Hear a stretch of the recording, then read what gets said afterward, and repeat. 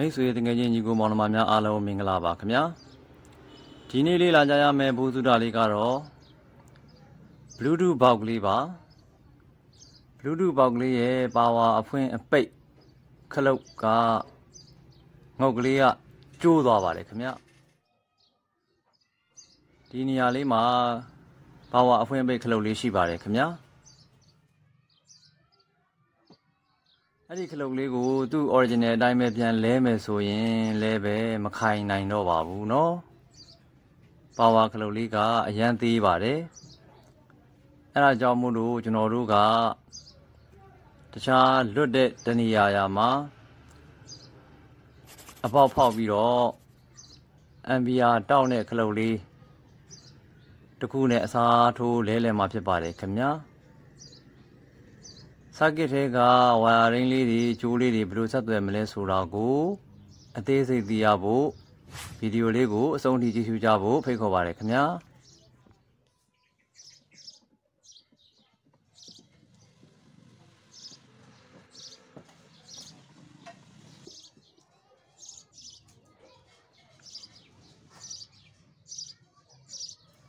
Circuit ပြားကိုကင်တွယ်ပြီးတော့စားပြက်လုံးမှာဖြစ်တဲ့အတွက်ကြောင့်မလို့ဘက်ထရီကျိုးလေးကိုခေတ္တခဏဖြုတ်ထားလိုက်ပါမယ်ခင်ဗျာ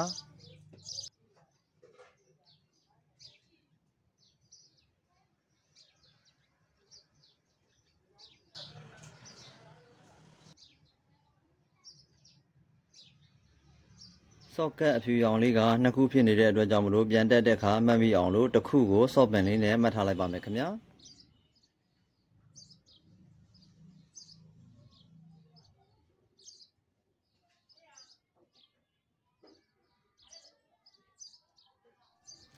ဒီနေရာလေးမှာရှိတဲ့ခဲချက်တွေကခလုတ်တက်ဆင်ထားတဲ့ခဲချက်လေးတွေဖြစ်ပါတယ်ခင်ဗျာဒီခဲချက်ကလေးတွေရှိတဲ့နေရာမှာကျိုးလေးနှစ်ချောင်းကိုဂေဟေဆော်ပြီးတော့ခလုတ်အသစ်နဲ့တက်ဆင်ဖို့လုပ်ရပါမယ်ခင်ဗျာ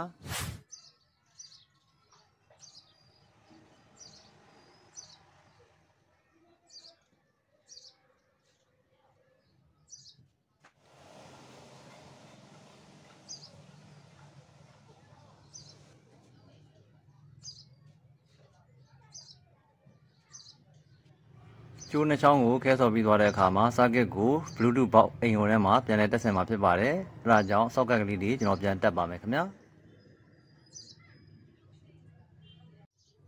ဒီ socket အဖြူရောင်မှာတော့ soft pen လေးနဲ့မှတ်သားထားတဲ့ socket ကလေးကိုပဲပြန်လည်တက်ဆင်ရမှာဖြစ်ပါတယ်ခင်ဗျာ။ socket အဖြူလေးနှစ်ခုတက်ဆင်ပြီးသွားတဲ့နောက်မှာကျွန်တော် battery socket ကလေးကိုတက်ကြည့်ပါမယ်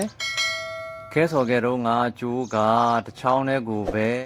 ဟိုဘက်ထိပ်ဒီဘက်ထိပ်ကိုခဲဆော်ခဲ့တာဖြစ်တဲ့အတွက်ကြောင့်မို့လို့ဘက်ထရီ socket လေးတက်လိုက်တာနဲ့ပါဝါတန်းပွင့်နေပါမယ်နော်ဘက်ထရီ socket လေးကိုခဏဖြုတ်လိုက်ပါမယ် circuit ကို Bluetooth ဘောက်အိမ်ကွန်မှာနေရာတကျဖြစ်အောင်ပြန်လည်တက်ဆင်ပါမယ်ခင်ဗျာခလုတ်မှာခဲကြီးစော်ထားတဲ့ကြိုးစားလေးနဲ့တွဲဖက်အသုံးပြုဖို့ခလုတ်တက်ဖို့နေရာလေးကတော့ဒီနားလေးမှာဖောက်လိုက်ပါမယ်နော်Bluetooth ဘောက်ရဲ့အပြင်ဘက်ကနေကြည့်မယ်ဆိုရင်တော့ဒီခလုတ်အဟောင်းနဲ့အနီးဆက်ဆုံးနေရာလေးမှာကျွန်တော်အပေါက်ကလေးဖောက်လိုက်ပါမယ်ခင်ဗျာဒီခလုတ်လေးကတော့ယခု Bluetooth ဘောက်မှာတက်ဆင်အသုံးပြုမဲ့ခလုတ်လေးဖြစ်ပါတယ်ခင်ဗျာခလုတ်အသေးတက်ဆင်မဲ့နေရာလေးမှာကျွန်တော်ခလုတ်ရဲ့အရွယ်အစားလေးနဲ့ခံမှန်းပြီးတော့ soft pen လေးနဲ့ကျယ်ဝန်းလေးကိုမှတ်သားထားလိုက်ပါမယ်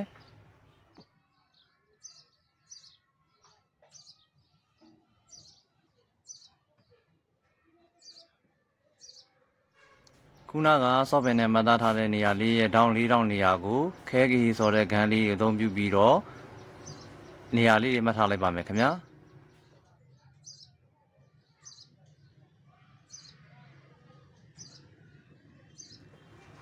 မှတ်သားထားတဲ့အပြောက်လေးတွေနေရာကိုခဲကြီးဂန်းလေးနဲ့ဆွဲချစ်ပြီးတော့ခလုတ်အသစ်တက်ဆင်လို့ရတဲ့အပေါက်ကလေးဖြစ်အောင်ပြုလုပ်လိုက်ပါမယ်ခင်ဗျာ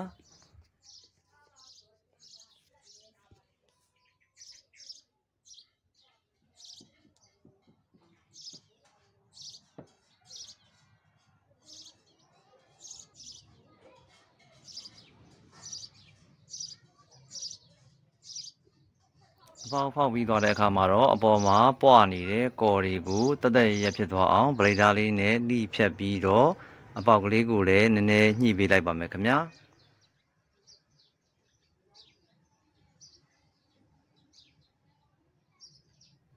ဖောက်လိုက်တဲ့အပေါက်မှာခလုတ်လေးနဲ့ကွက်တီဖြစ်ရလားဆိုတာကိုခဏလောက်စမ်းကြည့်ပါမယ်နော်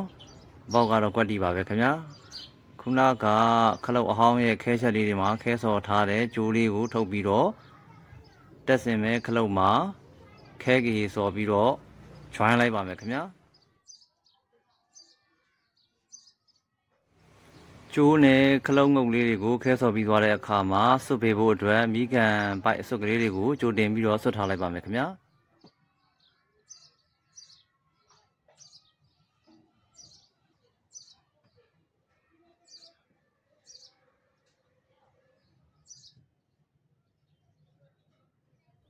ခဲစော်ဖို့အတွက်အစဖော်ထားတဲ့ကြိုးလေးတွေကိုထင်းရှုစီလေးနည်းနည်းတိုးထားပေးလိုက်ပါမယ်အဲ့ဒီလိုလှုပ်ထားခြင်းအပြင်ခဲစော်တဲ့အခါလွယ်ကူအဆင်ပြေစေပါတယ်ခင်ဗျာ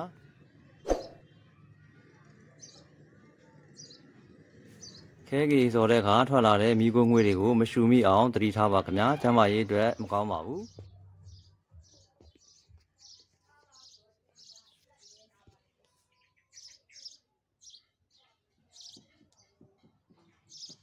ခဲကြီးစော်မဲ့ခလုတ်ရဲ့ငုတ်လေးတွေကိုလည်းထင်းရှူစီနဲ့တိုးထားပေးလိုက်ပါမယ်ခင်ဗျာ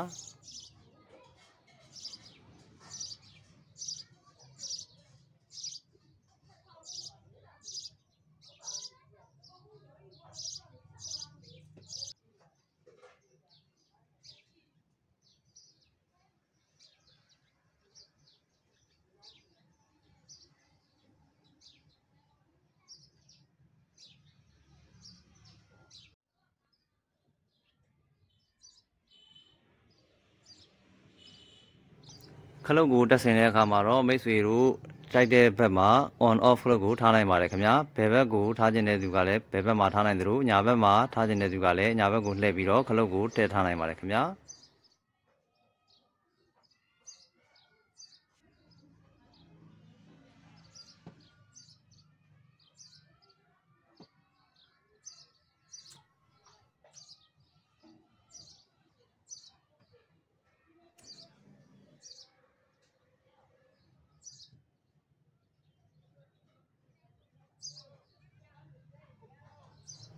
Bluetooth ပေါက်ရဲ့ original ခလုတ်ကတော့ညာဘက်ကိုရွှေ့ရင် on ဖြစ်တဲ့အတွက်ကြောင့်မို့လို့ကျွန်တော်ကခလုတ်ကိုညာဘက်ကိုနှိပ်ရင် on ဖြစ်တဲ့အနေအထားမျိုးမှာထားလိုက်ပါမယ်ခင်ဗျာ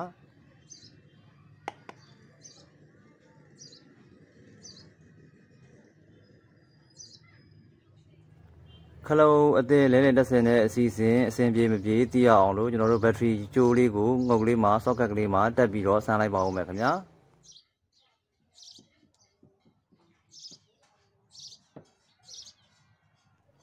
socket 3ခုစလုံးကိုတက်ဆင်ပြီးသွားတဲ့အခါမှာကျွန်တော်ခလုတ်ကလေးကိုဖွင့်ပြီးတော့ Bluetooth ဘောက်ကိုစမ်းပါပြီခင်ဗျာဆက်လက်ကြည့်ရှုပေးကြပါအောင်ခင်ဗျာ The Bluetooth device is ready to pair. socket အတွင်းပိုင်းမှာလည်းပဲ power on မီးဒီအပြလေးလင်းနေပါတယ်ခင်ဗျာ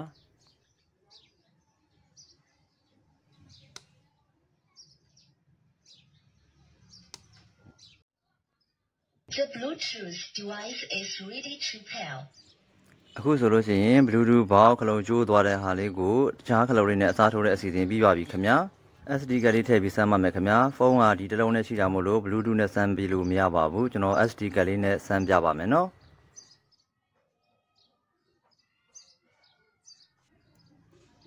Music.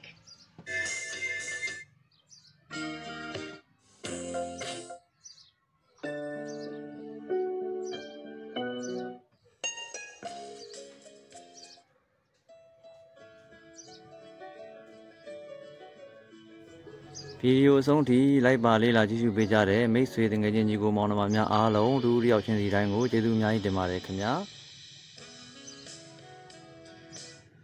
ကျွန်တော်ရဲ့ဗီဒီယိုလေးကနေဘူးစုတာသုံးတရားရရှိတယ်ဆိုလို့ရှိရင်ကျွန်တော်ရဲ့ Basic Electronic Channel လေးကို Subscribe လုပ်ခဲ့ပေးချဖို့နဲ့ဗီဒီယိုလေးကို Like and Share လုပ်ပေးကြဖို့တောင်းဆိုပါရစေခင်ဗျာနောက်ထပ်လည်းဘူးစုတာရမယ်ဗီဒီယိုလေးတွေကိုစူးစမ်းပြီးတင်ဆက်ပါအောင်မယ်ခင်ဗျာနောက်ထပ်ဗီဒီယိုတွေမှာပြန်လည်ဆုံတွေ့ကြမယ်နော်မိတ်ဆွေများအားလုံးကိုယ်စိတ်နှပြကျန်းမာချမ်းသာကြပါစေခင်ဗျာကျေးဇူးအများကြီးတင်ပါတယ်ခင်ဗျာ